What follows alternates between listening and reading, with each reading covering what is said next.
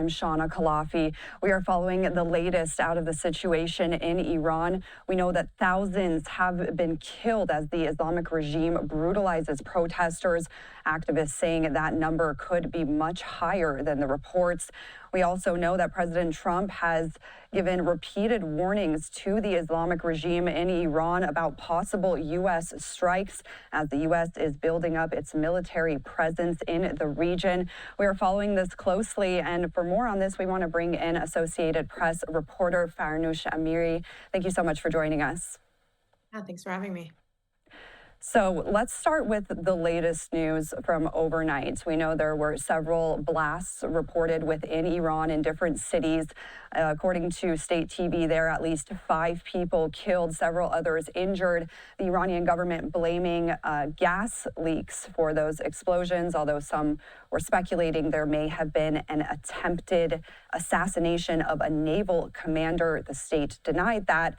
What do we know so far about these blasts, as both the U.S. and Israel also saying they were not involved? What do we know? Yeah, I think it's really interesting. If you paid attention the last time tension this high between the U.S. and Iran, you saw that, what began to be a 12-day war with Israel really started as these, incidents happening and no one really taking credit for them or taking responsibility. And obviously the government of Iran not being straightforward about what were the causes of these incidents. And so, everyone is watching to see if these incidents are directly related to the threats that the U.S. has made against Iran in recent weeks, and whether or not it's a warning, it's a strategic, symbolic move, or it's going to become an all-out war. And I think what Iranian officials have told me is that they see any move by the U.S. or Israel as an all-out war. They are not going to be, according to them, as apprehensive and as restraint as they were in June of last year, when both the U.S. and Israel struck, major targets inside Iran, including several nuclear facilities. And we know that thousands of Iranians have been killed in these anti-regime protests. President Trump has told the government to stop that violence towards protesters. He even said that help was on the way for the Iranian people. But as you've been reporting lately, it seems like he's been more vocal about deterring Iran's nuclear program. So explain this shift, and what exactly is Trump demanding from the Iranian government at this point? Yeah, it's been really interesting. I mean, talking to folks inside Iran and outside, many were waiting for President Trump to take action against the Islamic Republic. He even went as far as saying help is on the way, and encouraged thousands of people to continue protesting. And many of those people, as you said, were killed. And the death toll is still unknown to most independent journalists and even human rights watchers. So it was a very interesting move by the president to say something like that at such a heightened tension inside Iran. But in recent weeks, he has taken on that focus on the protesters and shifted it, zoomed out to the 30,000-foot view of the nuclear program. Obviously, the U.S. has been, from Republican and Democratic presidents alike, has targeted Iran's nuclear activities, has accused it of wanting to build a nuclear bomb, despite Iran insisting that they have a peaceful nuclear program. And, the president of the United States has said that this was always going to be about cutting down the nuclear threat that they believe Iran poses. But it has been interesting to see how he has shifted away from the protests and wanting to respond to the thousands killed to wanting to make a deal with Iran.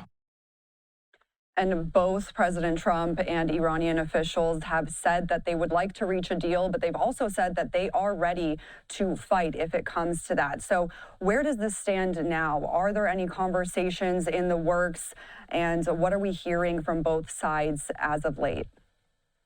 I mean, there's so many efforts right now to squash the tensions, right? We have regional players, including, our reporting of Oman, Turkey, Qatar, and Saudi Arabia. I mean, Saudi Arabia defense minister came all the way to Washington yesterday to get this message across to the U.S. officials directly. And we have, there's reporting about Qatari officials going to Tehran today. So there are efforts from all the regional actors to be able to lower the temperature on this.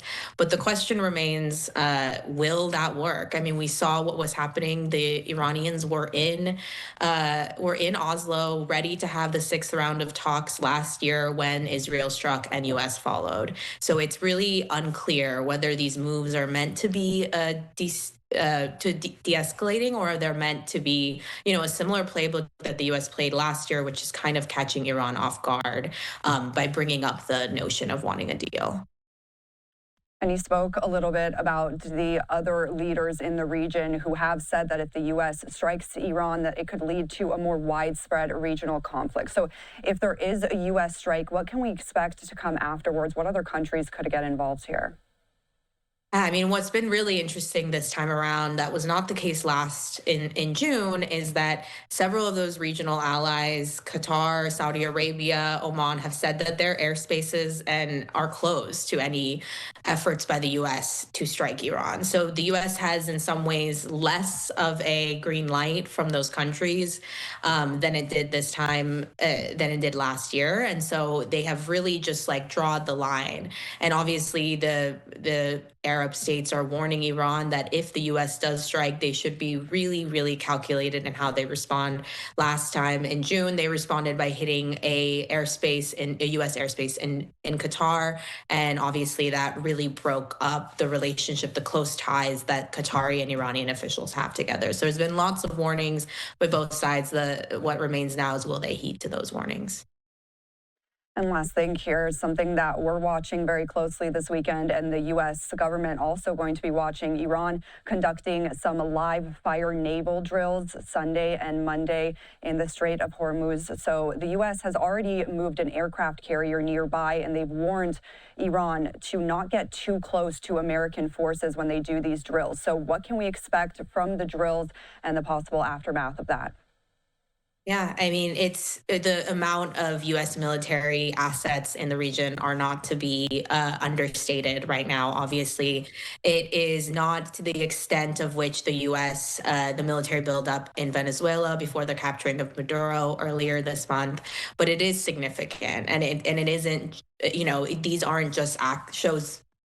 These aren't just acts to show off, and it's very much calculated. And what Iran is doing is they're showing that this is their region. They are able to practice and do live drills. And what will be interesting to see is how much restraint both sides pose, as they conduct these drills tomorrow. All right, we will be watching closely, as will the world. Thank you so much, Farnoush, for joining us and for lending your expertise here. Thank you for having me.